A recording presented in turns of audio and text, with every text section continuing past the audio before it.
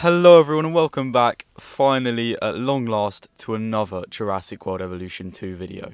Now obviously, it doesn't take a genius to realise I've been gone for the past 10 months. My reasoning for that is something for an entirely other video in itself, so I'm not going to get into that. But anyways, something I've been asking from literally the get-go with Jurassic World Evolution 2 is some love for the lagoons. And as of recording, we are approximately 2 days away from the Prehistoric Marine Species DLC, which is hopefully gonna fix the lagoons to a point where, there's actually reason to, build them. However, while this DLC has got all of us hyped, it's definitely been a bit underwhelming for a few people for pretty obvious reasons. And that aspect of the sort of lacklusterness of this DLC is exactly what we're going to be looking at in today's video. And of course, if you do go on to enjoy today's video, please do consider liking and subscribing. I've been gone for 10 months, so, getting back on a straight, dedicated mindset is not going to be the easiest thing, but I think with some support, I can do it. But with that being said, let's get into the video.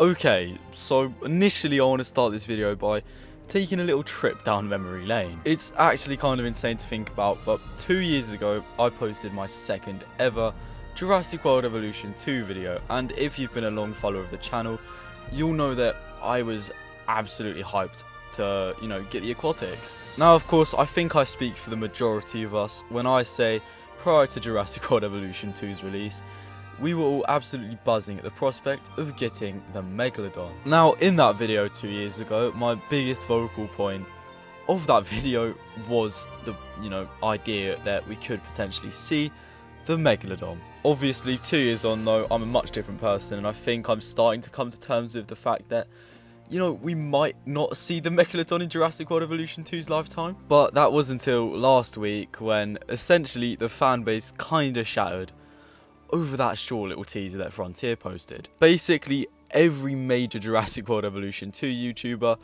had the Megalodon in their thumbnail for their reaction because we all, as a community, were convinced that this was in fact the Megalodon. And that very same hype that I felt 2 years ago when the initial announcement for Jurassic World Evolution 2 came about, I felt that hype for the first time in a long time, and it was of course enough to bring me back to YouTube. So as you can imagine, I was definitely a bit disappointed when I found out that it wasn't the Megalodon. However, obviously I don't think we should have been expecting it to be anyway, just on the basis that it's kind of not ever gonna happen, on the basis that it's not something Frontier would tend to go for in a Jurassic World based game. And I for one thought it made perfect sense that this would be the Megalodon, considering that there's a film based on the Megalodon that came out that very same week. So, all the elements just sort of matched together, and, for a short period of time, I think as a fan base we were all convinced that the Dunkleosteus was the Meg. But I do kind of have like a subconscious feeling that Frontier purposely aren't adding the Meg yet, and they teased it in such a way that, it would convince us that it was the Meg. I feel like they did that on purpose. I feel like they were testing the water, so to speak. Which, when you think about it, does actually kind of make sense, because the Megalodon's never been something portrayed, to my knowledge, in Jurassic Park media, with the exception of, the mobile games.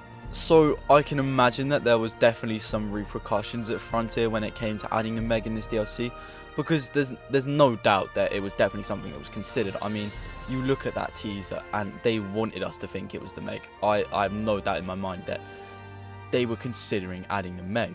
But I feel like they opted out of it because, as I just mentioned, the Megalodon doesn't really have any presence in Jurassic Park media, and is just, it was a Cenozoic creature. That's just something we don't have at all in the game. But then again, you can obviously factor in that the Dunkleosteus was a Devonian aquatic, so, is there sort of a loophole now? Have they done this purposely so that in the future they can introduce the Meg? And I kind of feel like that makes more sense than adding the Meg in this DLC, because, like, you can kind of see Frontier's perspective.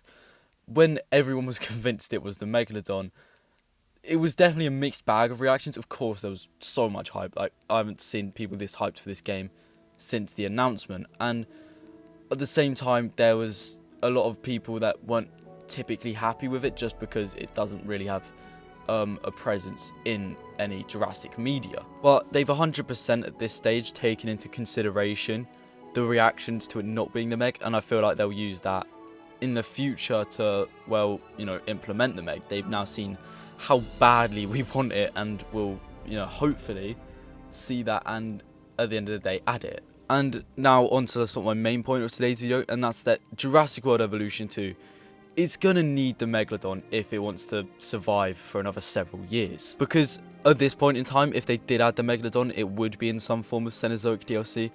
And then, the Cenozoic creature world is just a whole nother thing. There's so much potential with that as well. Like, genuinely, I think it's a good thing we didn't get the Megalodon, because it now means if we do get the Meg, it's going to come with a boatload of other creatures. But yeah, I think it's not a bad thing we didn't get the Meg. But now it's definitely crunch time for Frontier, because if they do want to keep Jurassic World Evolution 2 alive for, as I say, another 3-4 years, they're going to need to start implementing some more sort of out-of-park creatures and stuff that's sort of new to the franchise. Because there's always going to be us, the sort of die-hard loyal fans, but I feel like from a neutral gamer perspective, this game just doesn't have that sort of pull that's going to make you want to keep coming back, and that's why they add DLCs in the first place, of course. And I feel like adding the Megalodon would bring so many new players to the game, as well as just, bringing back old players.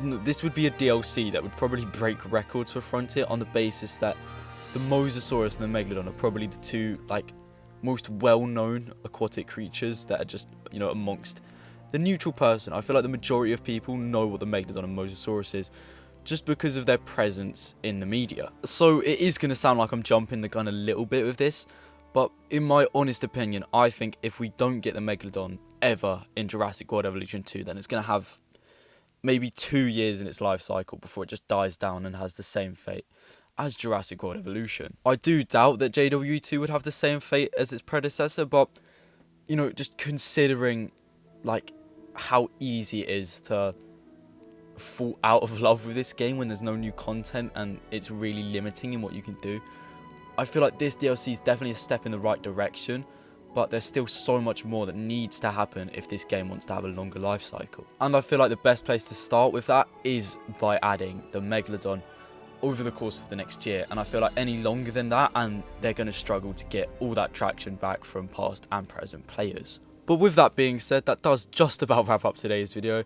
If you have enjoyed, please do let me know down in the comments, and what's one aquatic creature you want to see added to Jurassic World Evolution 2? Let me know down below. I'll also be linking my Discord if you want to know the reason why I've been gone for 10 months, because I feel like making a video is just a waste of time when I can be making more JWE2 content. And on that note, I hope you have enjoyed today's video. Feels brilliant to be back, and next time I speak to you, we will have the Prehistoric Marine Species pack.